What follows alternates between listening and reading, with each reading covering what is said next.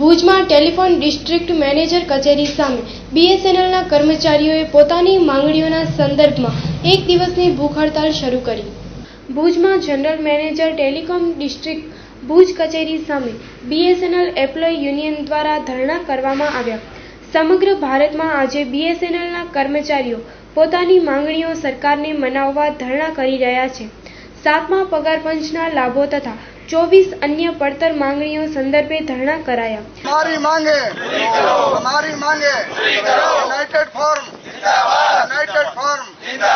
जो हमसे टकराएगा ऊपर जाएगा, जो हमसे टकराएगा सीधा ऊपर जाएगा. बीएसएनएल एम्प्लॉयज यूनियन जिंदाबाद, बीएसएनएल एम्प्लॉयज यूनियन जिंदाबाद.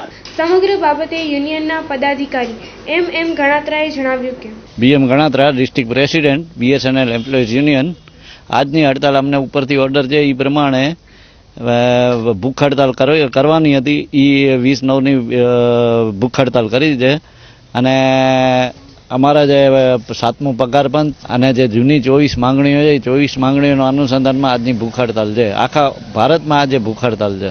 મેઇન ખાસ માંગણી અમારી પગાર પંચ વાર્તાલાપ ચાલુ કરવાનું, બોનસ, મેડિકલ એલાઉન્સ, એ બધી જે જૂની માંગણીઓ છે એ બધી માંગણીઓ પૂરી કરવા માટેનું 80% જેવા છે કર્મચારીઓ. એ રીતે આજે સમગ્ર દેશમાં બીએસએનએલના કર્મચારીઓએ ધરણા કર્યા.